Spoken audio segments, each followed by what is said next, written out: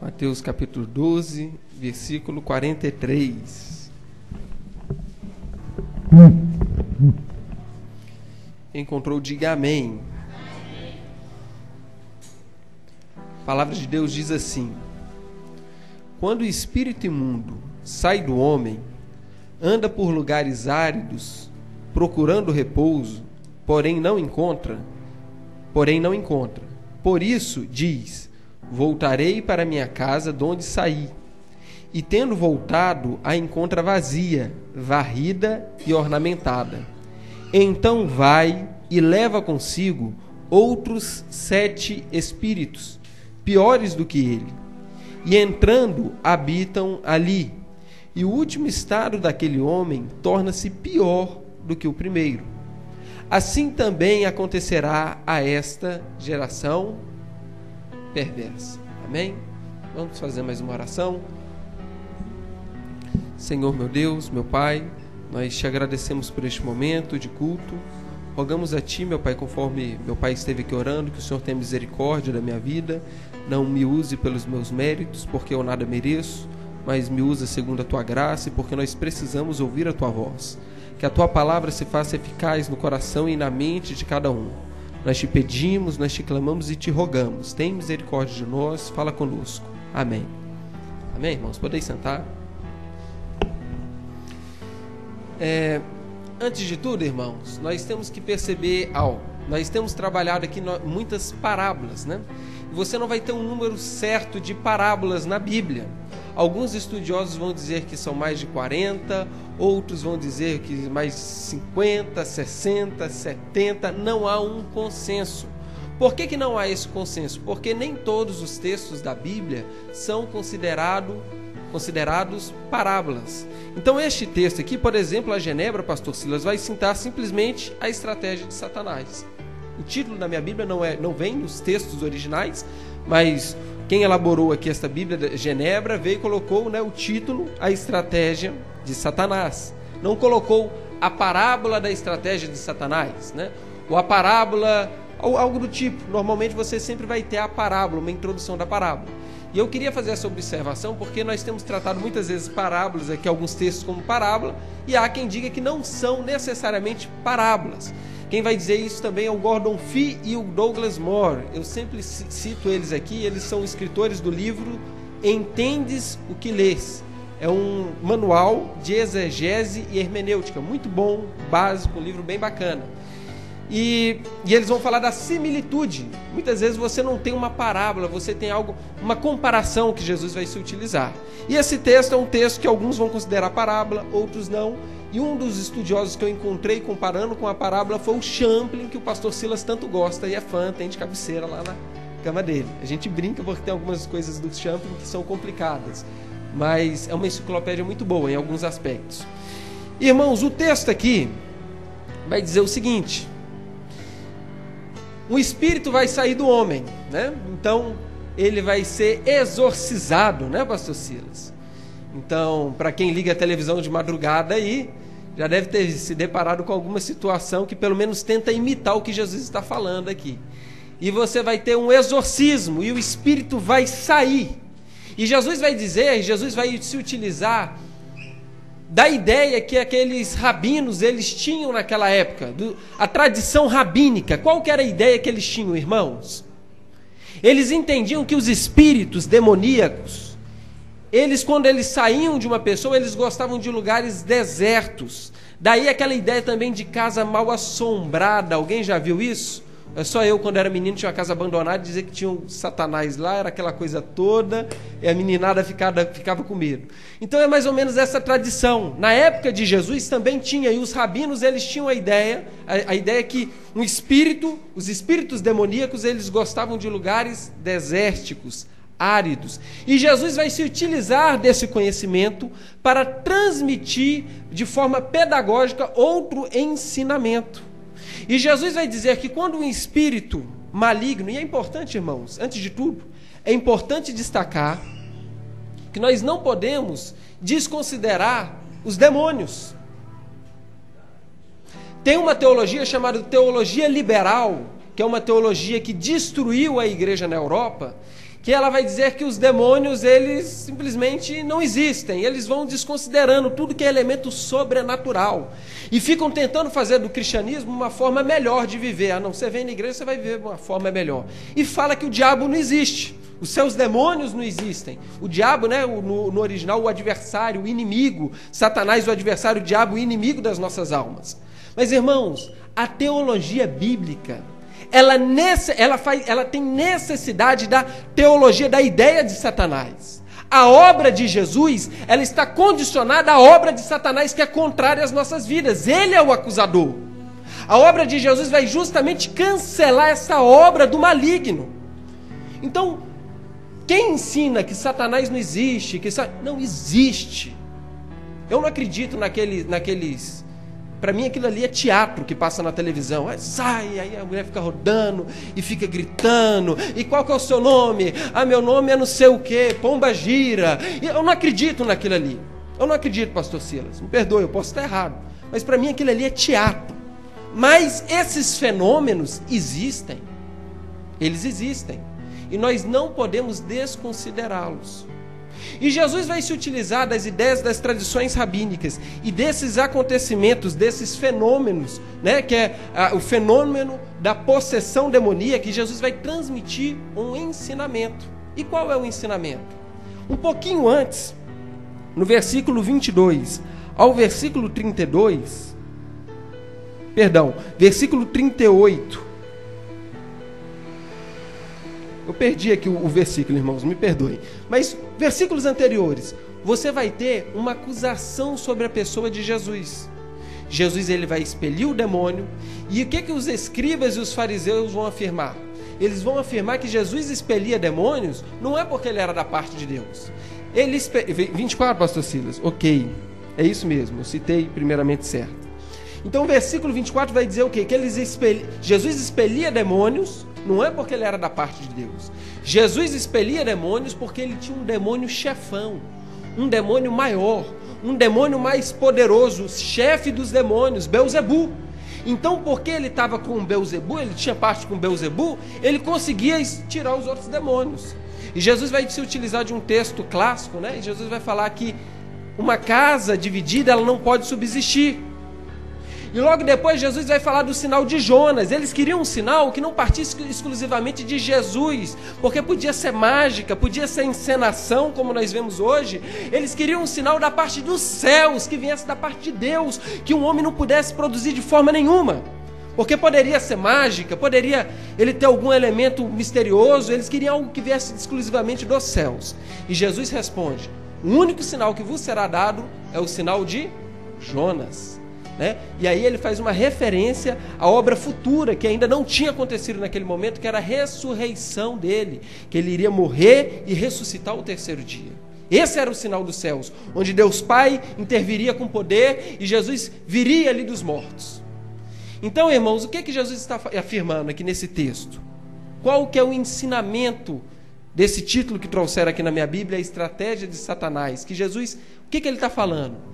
Ele está comparando, ele está respondendo, ele está se utilizando da retórica para responder os fariseus e os escribas.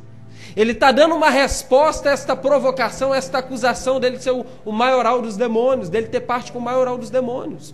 E aí ele começa falando, irmãos, o quê? Como o homem que fica endemoniado e depois ele é liberto pela palavra de Deus, e este homem ele fica vazio, o espírito maligno ele vai, ele rodeia os desertos, ele volta, ele fica pior. O que Jesus está afirmando? Vocês, escribas e fariseus, vocês ouviram João, o Batista, vocês estavam ali às margens do Jordão ouvindo João o Batista, vocês ouviram a palavra de Deus, a boa palavra de Deus, vocês se arrependeram. E o arrependimento, o que é o arrependimento, irmão Josias? Do que até mesmo o exorcismo, um exorcismo do egocentrismo. Então aqueles homens, eles experimentaram sim um tipo de libertação através da pregação de João Batista. Estes homens experimentaram a boa palavra de Deus através da pregação de Jesus. Mas esses homens, pela dureza do coração deles, eles permitiram a incredulidade, o egocentrismo voltar, e eles ficaram pior do que na época de João Batista. Aí esses homens, eles estão ficando duros. Jesus está pregando para Israel. A nação de Israel foi a nação que negou Jesus. A nação de Israel foi a nação que recusou Jesus. E eles experimentaram de sinais, como disse aqui o pastor Enéas. Eles experimentaram de sinais, eles experimentaram prodígios, eles experimentaram todo tipo de maravilha. Mas eles vieram a endurecer o coração novamente, e o pior de tudo, irmãos, eles negaram Jesus, eles crucificaram Jesus. É uma nação que até hoje não aceitou Jesus como Senhor. E o que Jesus fala? Vocês que estão recusando a boa palavra de Deus, vocês que estão recusando a libertação que vem da parte de Deus, vocês vão ficar pior. Se na época da Babilônia, na época que vocês estavam lá em Canaã, vocês já estavam ali envolvidos em idolatria, agora que vocês têm totalmente essa palavra aqui revelada, vocês vão ficar pior do que aquela época. E aí Jesus ele vai concluir no versículo 45. Assim acontecerá com esta geração perversa. E irmãos, o fim de quem recusa a palavra de Deus, o fim de quem recusa a revelação da parte de Deus é triste, como nós vamos ver no final da mensagem. O que aconteceu com Israel, este povo que negou Jesus? Então, pastor Silas, eu prometo ser breve, não vou passar das 9 horas. Então, eu quero trabalhar aqui 4 tópicos com os irmãos. E o primeiro deles é: possuímos demônios? Pergunta para o seu irmão, pergunta para Priscila. Priscila, pergunta para o Kennedy se ele te fez raiva. Você possui um demônio, meu amor? Pergunta, irmão. Não é heresia, não? Alguém me traz um pouquinho d'água?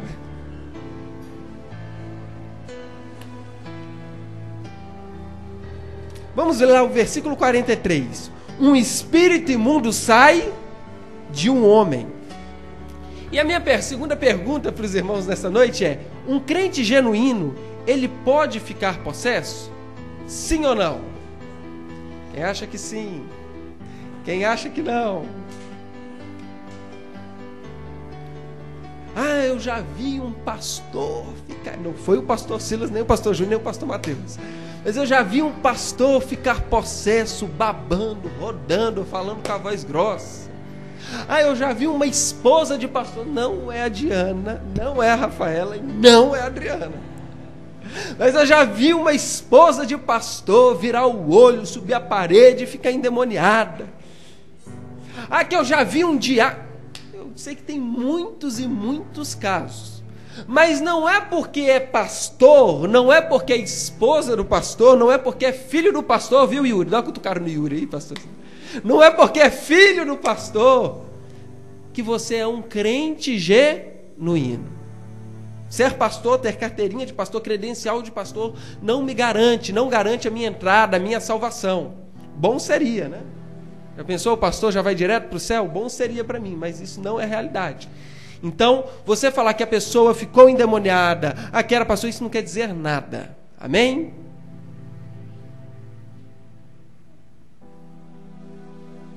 Agora, o que é importante perceber, pastor Silas, é que a casa estava vazia. A casa não estava habitada. A casa, o texto vai dizer que a casa estava vazia. E é importante nós frisarmos isso porque o texto de Efésios, capítulo 1, versículo 13, vai dizer que nós fomos selados com o Espírito Santo da promessa. Meus irmãos, aonde há um selo real, não se pode retirar. Isso aqui é exegese. O selo real, lá no original, não pode tirar. Ai de quem mexer no selo real.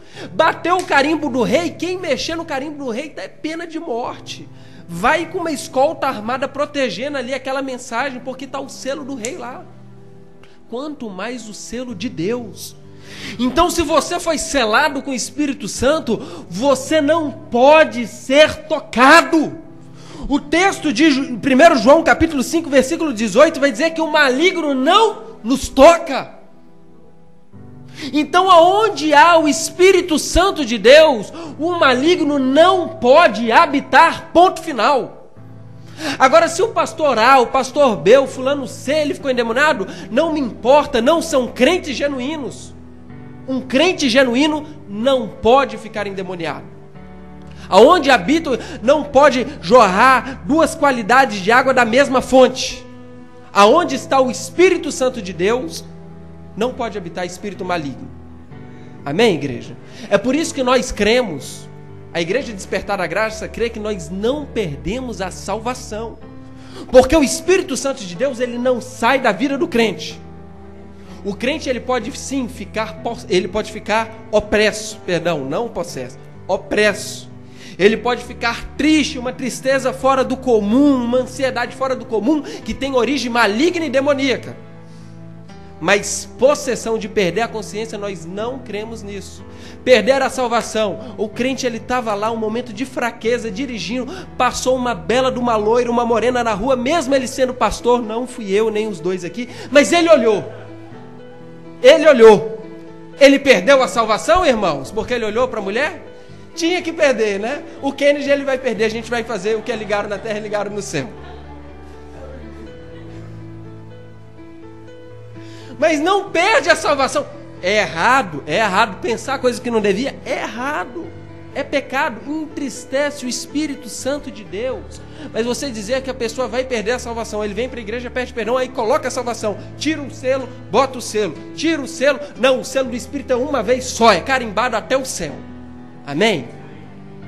Feita essa observação, meus irmãos, eu quero fazer uma segunda pergunta. É culpa dos demônios? Pergunta para o Kennedy de novo, Priscila. É culpa do demônio, Kennedy? Pergunta, irmãos, ajuda o pregador. Pergunta para o Tião, sogra. É culpa do demônio, Tião?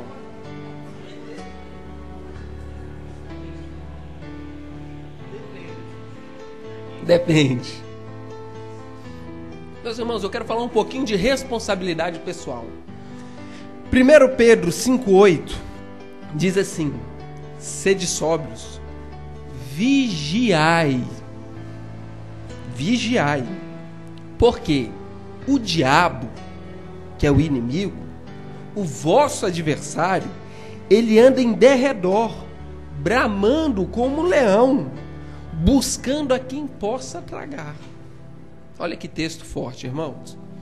Então, quem já viu aqueles programas aí, aqueles de canal fechado, National Geography, quem já viu esses programas? Aí você vê o leão, ele fica lá, ele fica esperando o momento certo, pastor Silas. Ele fica rondando, ele vem com outro leãozinho, os mais novos ficam mais para trás, as leoas vão daqui, vão dali e vão encurralando a presa. Às vezes a presa é forte, às vezes a presa é grande. E não é só um leão que vai derrubar, não é só uma leoa. E por fim vem um leão. As leoas vão tirando um pedacinho daqui e dali e por fim vem um leão. E o leão, ele é poderoso, ele tem mais força que a leoa. Aí o leão, ele vai lá e dá aquela bocada na presa. Aí ele dá aquela bocada e dá aquela sacudida na presa. Aí depois vem os leãozinhos, vem a leozada, e, meu irmão, vira uma festa. Daqui um pouquinho o bicho está todo decepado. É isso que o texto está falando. Satanás nos olha como presas. E ele está querendo te pegar. É isso que o texto está falando, o apóstolo Pedro está falando. Ele te vê como presa, ele quer te derrubar, ele quer te destruir, ele quer te abrir no meio. Esse é o intento de Satanás, desde o princípio. Desde com Adão, Eva, Caim, Abel, desde o princípio, o intento dele é trazer a destruição, a discórdia, a inimizade, a facção. E ele está o tempo todo tentando nos destruir. E ele está rondando. E ele quer fazer, e ele quer destruir, pastor Silas. Mas, irmãos, nem tudo é responsabilidade do diabo. Algumas situações, para não dizer muitas situações, são responsabilidades nossas. Então eu cresci no meio evangélico, eu cresci ouvindo, não, que o diabo não sei o quê. O camarada, ele ficou desempregado. Que o diabo... Não, o camarada é morcego, está morcegando com o patrão. Não faz o que o patrão manda, fica no WhatsApp na hora do serviço, fica no telefone na hora do serviço. Aí depois fala, bota a culpa no diabo. E eu gosto do pastor Cláudio Duarte, que ele tem uma história que um dia o diabo estava triste, chorando. O Satanás estava lá, trono de fogo, pegando fogo nele, com aquele espetão chorando. Aí chegou um outro diabinho, aí falou, mas Satanás, que você está triste? Aí o Satanás falou, não, eu estou triste porque tudo é culpa minha. Eu estou colocando com responsável, eu não fiz isso. Foram eles estão colocando culpa em mim. Aí um dia o Satanás estava triste. Mas eu cresci na igreja evangélica e nós fazemos isso. Nós tiramos a responsabilidade pessoal. O casamento não vai bem. Porque o diabo, o Satanás. Não. Às vezes é o marido que está falhando. Às vezes é a esposa que está falhando. Às vezes está faltando mais amor. Às vezes está faltando uma palavra de amor. Não, porque o diabo está usando meu pai. Não, às vezes é o filho que está rebelde. Né? O Yuri até olhou para cima ali, pastor Silas. Olhou para o teto. Então a gente vai jogando a culpa no diabo. Minha saúde. Não, o diabo. Não, meu irmão, vai fazer uma caminhada, vai fazer um esporte. Não foi o diabo. Então nem tudo é responsabilidade do inimigo das nossas almas. Ele está querendo te destruir. Mas maior é o que está em nós. A casa está ocupada pelo Espírito Santo de Deus e maior é o que está em nós. O maligno não nos toca. Nós devemos vigiar, nós devemos orar, nós devemos estar na torre de vigília. Porque o nosso inimigo, ele é poderoso? Sim. Ele trouxe consigo ali 1/3 dos anjos que estavam nos céus. Ele é enganador, irmãos, enganar um anjo. Quem tem lábia para enganar um anjo? Esse é o seu inimigo. Ele é esperto, ele é astuto. Um homem que não era caído, Adão, era um homem, era uma criação perfeita, Adão, a imagem e semelhança de Deus. Ele levou Adão e Eva à queda. Ele é enganador, ele é lubridiador. Mas maior é o que está em nós. Amém? Irmãos, nem tudo é Satanás. Para concluir, muitas vezes as situações que nós temos passado, elas vêm do próprio Deus. 1 Pedro 5,6 diz: humilhai-vos, pois, debaixo da potente mão de Deus, para que a seu tempo vos exalte. Então há situações que não é o maligno, há situações que o próprio Deus está tratando conosco. E tudo está debaixo da provisão de Deus. Nós estudamos aqui sobre a providência de Deus. Tudo coopera para o seu governo. E Ele está governando a sua vida. E como um pai zeloso, um pai que ama, Ele corrige. Pai ruim é o pai que não corrige o seu filho. Um pai que não corrige o seu filho, ele leva o filho à destruição. Por que a geração está perdida? A geração de hoje está perdida. Porque os filhos de hoje não podem ser corrigidos. E filhos que não são corrigidos, eles crescem de qualquer forma. Então, irmãos, quando às vezes o cerco está fechando, às vezes não é o maligno, é Deus que está te chamando por uma responsabilidade. Às vezes é Deus que está com a potente mão dele te humilhando, te abatendo, tratando contigo, para que tempo oportuno ele vos exalte. Terceira consideração: mais prejudicial do que uma possessão é a ação sutil de Satanás. Porque quando crente, irmão, eu fico impressionado. Se o demônio pegar, o povo fica com medo do demônio revelar os pecados. Eu, quando eu era adolescente, eu via alguém endemoniado, eu saía da igreja para não revelar meus pecados. Não vou sair fora, que depois fala o que eu fiz de errado, estou fora. Já viu o endemoniado? Ele fala o pecado do pastor, o pecado de não sei quem, o pecado é o acusador, né? O Satanás mesmo. Então, se alguém, não era sempre, mas de vez em quando acontecia de alguém cair possesso ali na igreja, e quando caía possesso, eu sumia no vento, bobo nada, né? Sumia para que ele não falasse dos meus pecados, a possessão, e todo mundo ficava com o olhão desse tamanho, não, misericórdia e tal, tem que orar, oração e jejum para expulsar. Irmãos, mas pior do que uma possessão demoníaca é a ação sutil de Satanás. Porque quando alguém cai em possessão demoníaca, a pessoa vê aquilo ali de perto, tem coisas que você vê que não é humano, é sobre-humano. Um homem derrubar 10 homens, ninguém segura o camarada.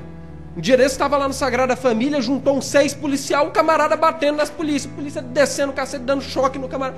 E o camarada não caía, demônio, a força sobre-humana, ninguém estava entendendo o que estava acontecendo. Aí você vê vídeos e essa coisa, não nos importa esse tipo de coisa, esse tipo de sensacionalismo.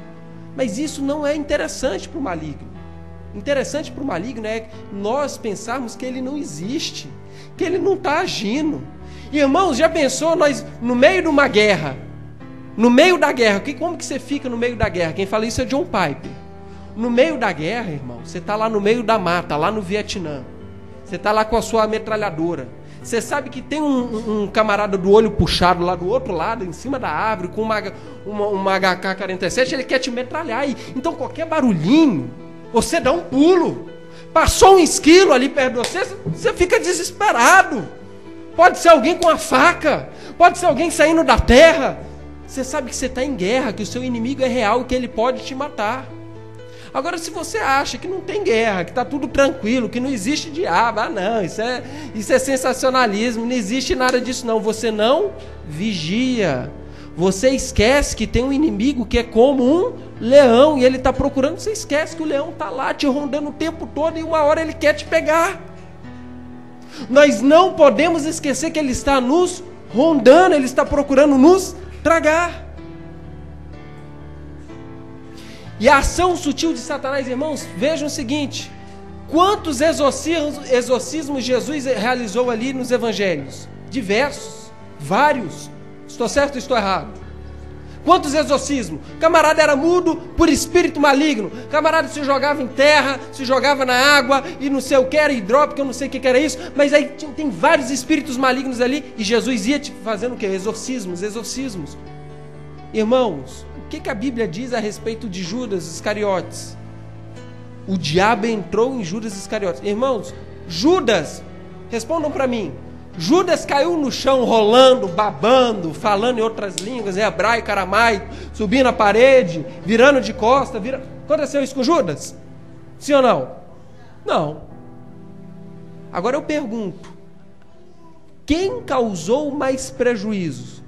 Todos os exorcizados nos evangelhos ou Judas? Tudo bem que a providência divina corrigiu, estava debaixo da providência divina, mas quem mais trouxe prejuízo?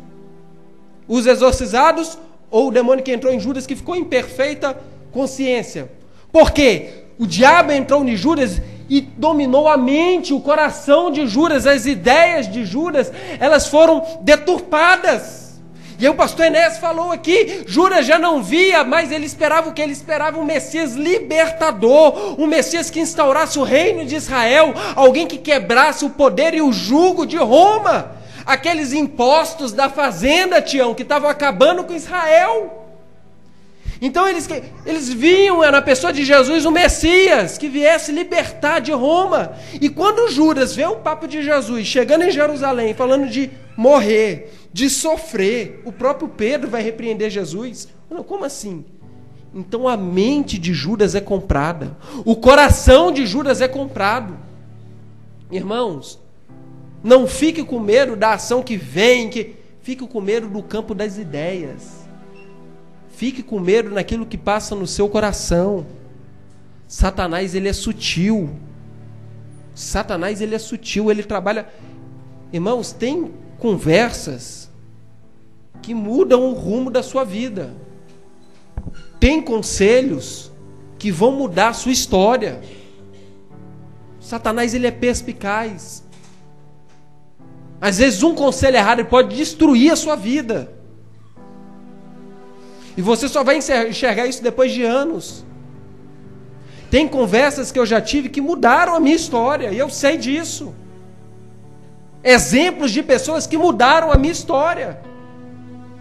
Então tome cuidado, porque o seu inimigo, ele é sutil. Segunda consideração.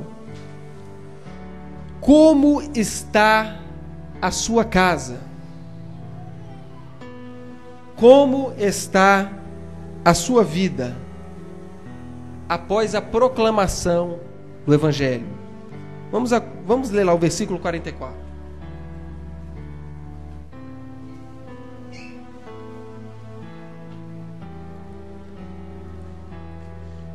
E diz: voltarei para a casa de onde saí. Chegando, encontra a casa, como, irmãos? Desocupada, varridinha, em ordem, encerada. Adriana tinha passado por lá e limpou a casa toda. Pensa na menina que gosta de limpar a casa, irmãos. Misericórdia. Tô achando que ela está querendo furar o chão lá de casa, tanto passar pano. Então, irmãos, a casa estava o quê? Preparada para o espírito maligno voltar e voltar com mais 7.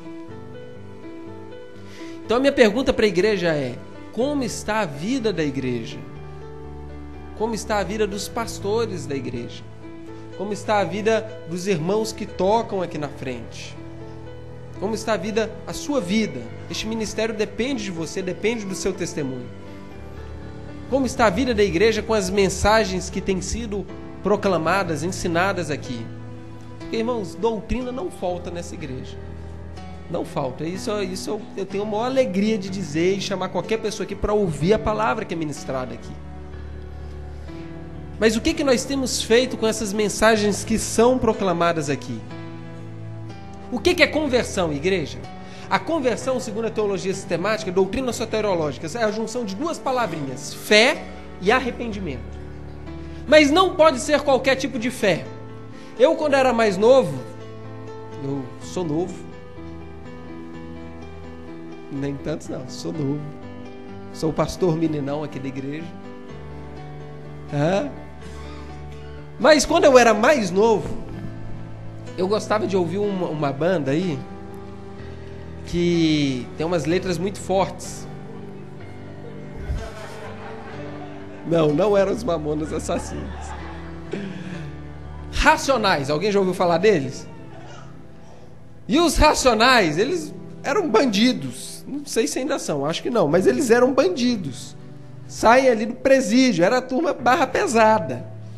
E adolescente, né, acha que é perigoso. Eu com essa cara achava que era perigoso. Ouvia Racionais, achava que era perigoso. Então eu colocava lá o Racionais e ouvindo, né? E tem uma letra deles que fala assim: fé em Deus, que Ele é justo. Você conhece, né, Kent? Vai confessando o pecado. E aí ele fala: fé em Deus. A bandidagem toda ouvia na década de 90, fé em Deus, que Ele é justo. E tá lá fumando um baseado, e tá lá com 3 oitão na cintura, e tá falando fé em Deus, que Ele é justo. Tenha fé, Raul Seixas. Que tipo de fé é essa? Será que ali realmente há uma fé chamada fé salvífica? Uma fé que está ligada à conversão? Porque eu disse que são duas palavrinhas, é fé e arrependimento. E o que é arrependimento no original? Arrependimento no original, no grego, é metanoia. Eu já disse isso aqui diversas vezes. Metanoia é mudança de mente. É por isso que eu digo que Satanás ele é sutil e ele quer trabalhar na sua mente. É por isso que eu digo e repito que a mídia é comprada por quem? Por Satanás.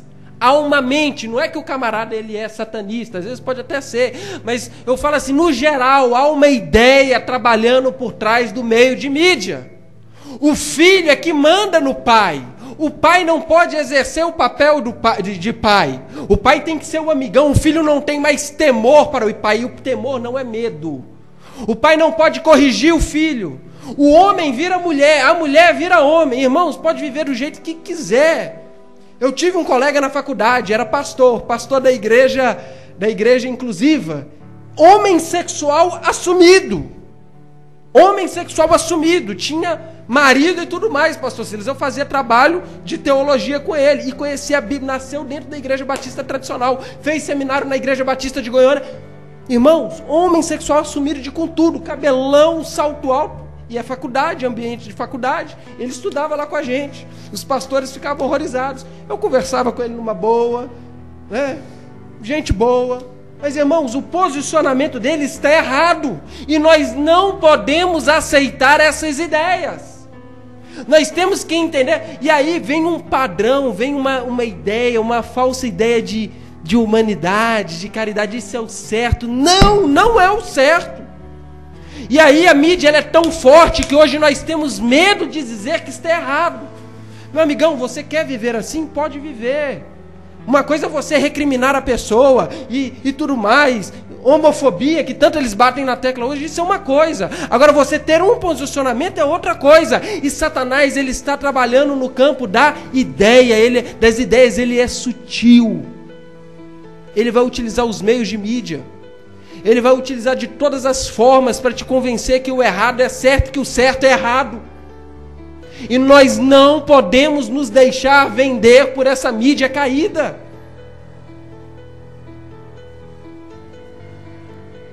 Irmãos, a palavra de Deus diz, em Romanos 12, versículo 2, não se amoldem, não vos conformeis ao padrão deste mundo, mas transformem-se pela renovação da sua mente, para que sejam capazes de experimentar e comprovar a boa, agradável e perfeita vontade de Deus.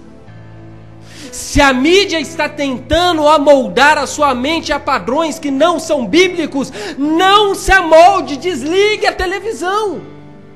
Irmãos, nós não somos uma igreja radical, que tem que desligar a televisão, que tem que usar a saia, que não pode rapar a perna, que não pode rapar o sovaco. Não, nós não pregamos isso aqui. Mulher tem que andar bonita e cheirosa igual a minha. Nós não pregamos esse tipo de coisa, mas nós também não podemos nos amoldar ao padrão deste século. Irmãos, não achem que a teologia também está vendida. Nós temos ministros na América do Norte, na Europa, pastores homossexuais. Inclusive estudou um comigo. A teologia está vendida. A Bíblia é inclusiva, não é, pastor Silas? Eles têm justificativas para os textos que vão bater nessa tecla. Eu estou pegando a questão do homossexualismo, não é só o sexualismo. São vários outros temas que nós temos. Eu estou falando disso porque é o que a mídia mais bate forte hoje.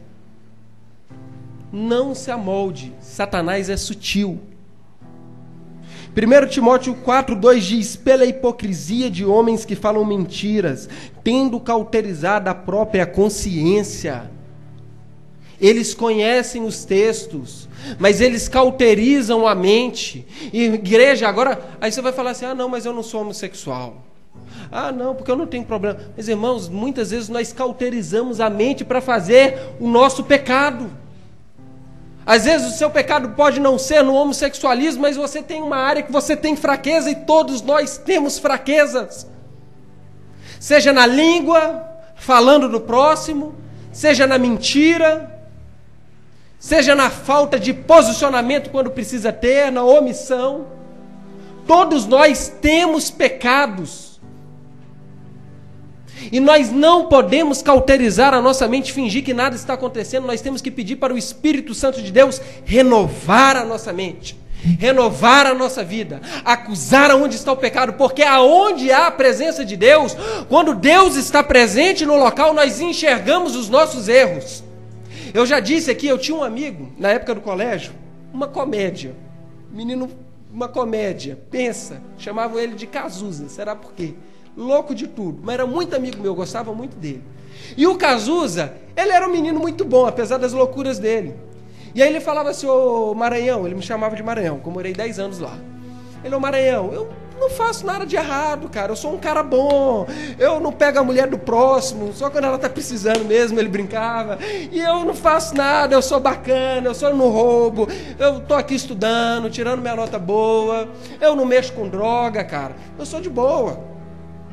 Sabe por quê, irmãos, que ele achava isso? Porque ele não esteve diante de Deus.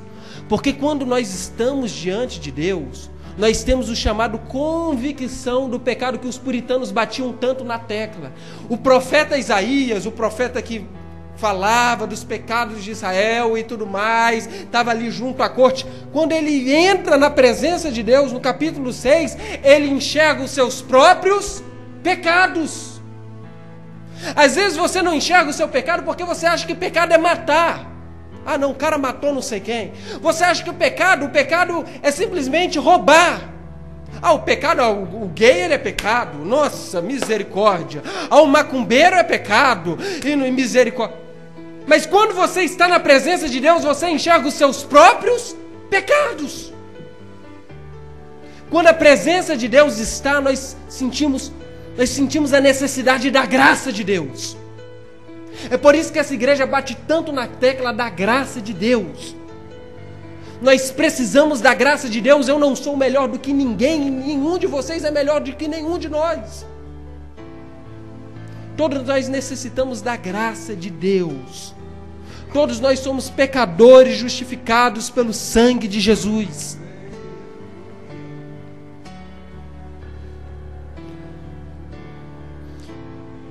Irmãos, santificação não é glorificação. Por que é importante destacar isso? Não é porque a casa, o Espírito Santo de Deus está lá e você é selado, você é um salvo de verdade, que você vai deixar de errar. Antes, você brigava no trânsito, Kennedy, e achava que estava certo. Se você às vezes trocou um tapa com alguém no trânsito, Kennedy, você achava que estava correto, ele precisava tomar uns tapas mesmo. Cara, safado. Depois que você entende a revelação do Evangelho e ocorre uma mudança de mente, não quer dizer que nunca mais você vai brigar no trânsito. Pode acontecer de um dia você brigar no trânsito.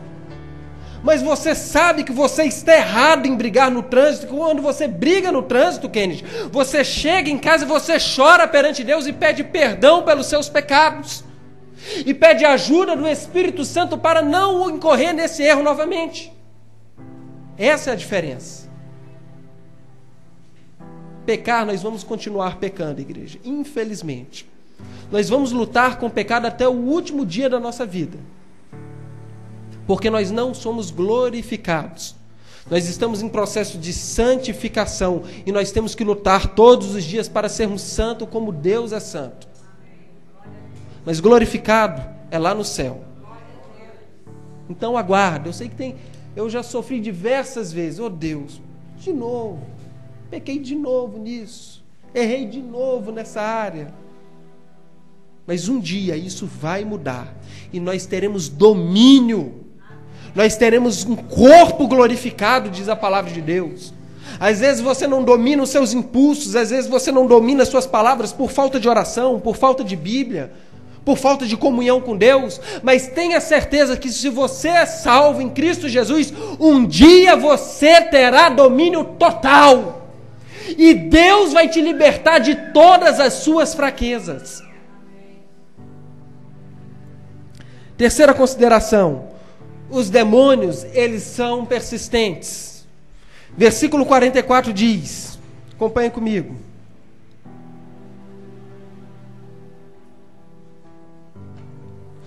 voltarei para a casa de onde saí. Irmãos,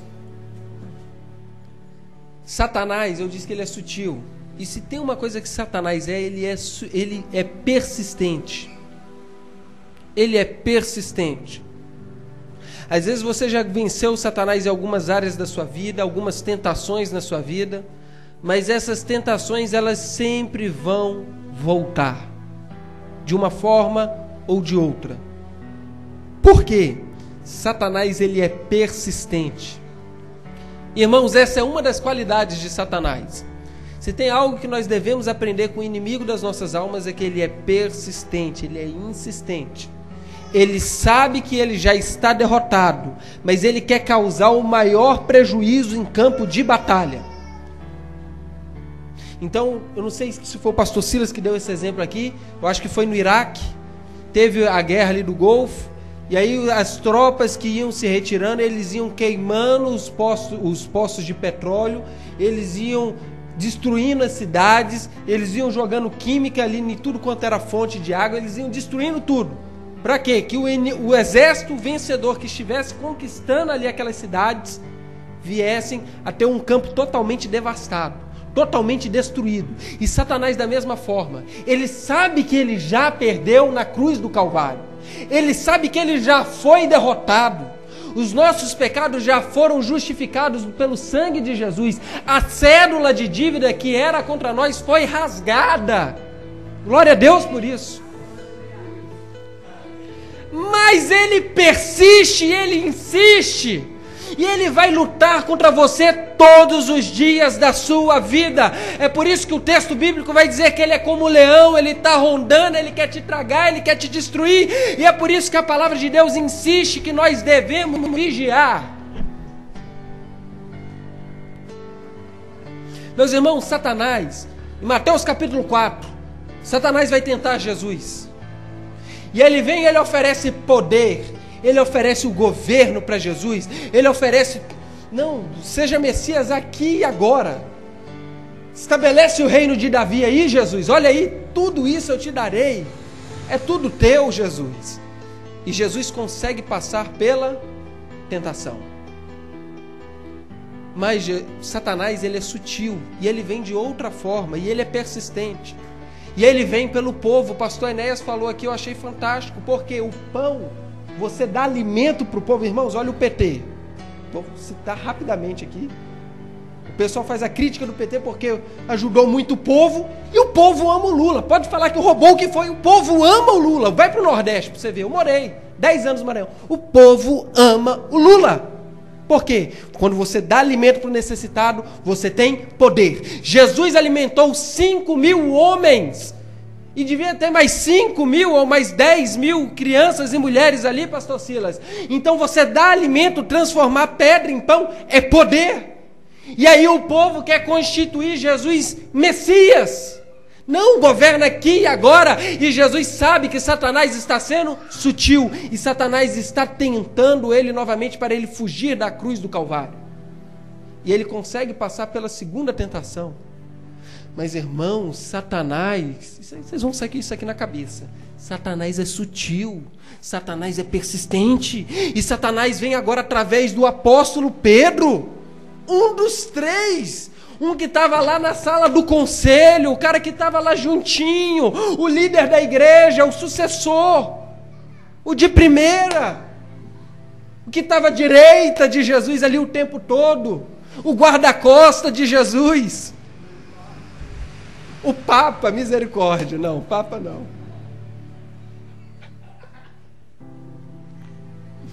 Ele estava lá, irmãos, e agora Satanás sutilmente não vai fazer Pedro babar, gritar, espernear, rolar no chão, mas Satanás sutilmente não vem com uma possessão, ele vem com uma influência maligna, e Pedro, sem entender os propósitos de Deus, dá um conselho errado a Jesus. Jesus, sofrer na cruz, não. O Senhor sofrer, padecer, de jeito nenhum, para de falar bobeira.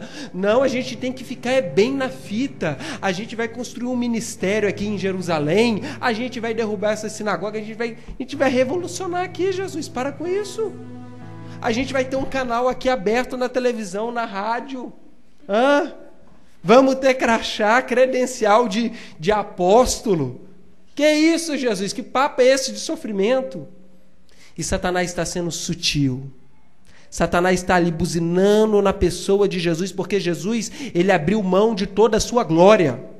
Ele era homem como eu e você. Ele estava passivo de erro, sim. Mas pela graça de Deus, ele resiste à terceira tentação.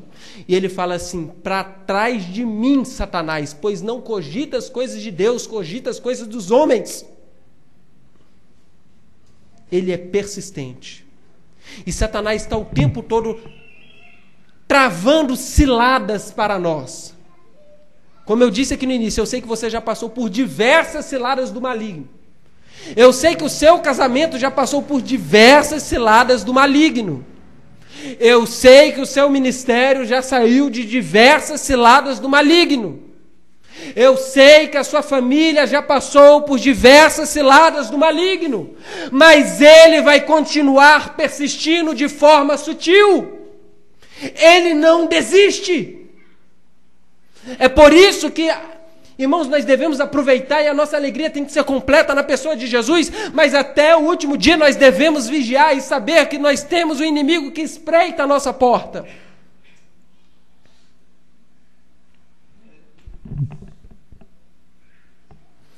Quarta e última consideração, no versículo 45, a palavra de Deus diz assim: então vai e traz consigo outros 7 espíritos piores do que ele, e entrando passam a viver ali, e estando o final daquele homem, torna-se pior do que o primeiro. Assim acontecerá a esta geração perversa. Irmãos, eu disse aqui que Jesus ele estava o quê? No início da mensagem, ele estava ensinando de forma pedagógica, com uma similitude, com uma parábola. Ele estava ensinando ali a Israel, falando que Israel tinha recusado a revelação de Deus. E agora Jesus está falando o quê? O estado segundo desse homem será pior do que o primeiro. Assim acontecerá com esta geração perversa, incrédula. Irmãos, o que aconteceu com Israel? Israel recusou a revelação de Jesus, Israel crucificou o nosso Senhor Jesus. E eles recusaram Jesus. E qual foi o fim de Israel? 70 depois de Cristo. Vespasiano, o imperador de então, manda o seu filho Tito, um general de guerra, poderoso. E o seu filho ele vai a Jerusalém, conter uma rebelião dos zelotes, dos sicários. E eles vão ali com tropas, com legiões romanas. Isso é registrado ali naquele arco, acho que está na Grécia, tem ali a menorá, eles tudo esculpido a vitória de Tito sobre Jerusalém, sobre a insurreição dos judeus. E aí ele vai e destrói tudo. Isso está predito em Mateus 24, não ficará pedra sobre pedra. Jesus prediz o acontecimento. E realmente hoje, se você for lá, só tem uma ou duas ou três pedras da construção original. Por quê? Quando eles derreteram, eles botaram fogo ali no templo, o ouro do templo foi derretendo, foi caindo entre as pedras. Então os soldados, para saquear o ouro, foi derrubando pedra sobre pedra para tirar o ouro, não ficou nada.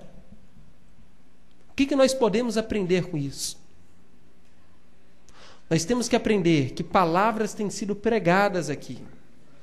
Às vezes de forma mais divertida, de forma mais engraçada, às vezes de forma mais séria, sermões mais duros. E nós temos que pegar esses sermões e mudar de vida. Nós temos que pegar esses sermões, eu sei que cada um tem a sua fraqueza aqui, cada um tem a sua falha, sua dificuldade, mas nós temos que fazer uma conversão, fé e arrependimento. Nós temos que vigiar, porque Israel teve a revelação plena de João Batista, a revelação plena na pessoa de Jesus Cristo, o próprio Deus encarnado. E eles não mudaram de vida. Eles iam, eles ouviam a palavra, eles voltavam para sua casa, para as suas casas, e não mudaram de vida.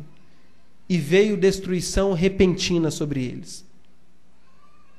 Irmãos, o negócio foi tão sério, mas tão sério. O historiador Flávio José vai dizer que eles pegavam espada, e Jesus prediz isso em Mateus 24. Falam das grávidas. Eles pegavam a espada, enfiavam na vagina da mulher e atravessavam a barriga da mulher com uma criança lá dentro. Os soldados romanos não tiveram piedade. Por quê? Porque eles mataram os soldados romanos. Eles se rebelaram contra Roma. O povo sofreu, o povo padeceu, eles sitiaram a cidade, foi um trem terrível. 70 depois de Cristo. O que eu quero dizer? Jesus avisou. Jesus disse que ia ser pior. A incredulidade, eles foram dispersados, acabou a nação de Israel. Eles estavam lá, mas acabou. Só agora em 1948 que eles voltaram. Israel foi disperso entre todas as nações. E um povo que sofreu por causa da incredulidade. Porque um espírito saiu e voltou mais 7 piores. E o estado de Israel ficou pior do que na época da Babilônia. O estado de Israel ficou pior na época dos cananeus. O estado de Israel ficou pior do que na época do Egito. E a palavra de Deus é conversão para mim e para você. Deus quer uma mudança de vida. Amém, igreja? Vamos mudar de vida? Vamos pedir a Deus, Deus me ajuda, eu quero mudar de vida. Eu quero mudar de vida. Conversava com minha esposa. Nós não somos o casal perfeito. Nós conversávamos. Temos o sonho de ter filhos. Se Deus nos der a graça, nós vamos ter filhos. Só para chamar minha sogra de vovó. É o meu maior sonho, ô vovó. Fala, vovó. Mas eu falo com minha esposa concorda comigo. Eu não quero ter filhos para transmitir os erros, os meus erros, os erros que eu aprendi com os meus pais, os erros que ela aprendeu com a mãe dela.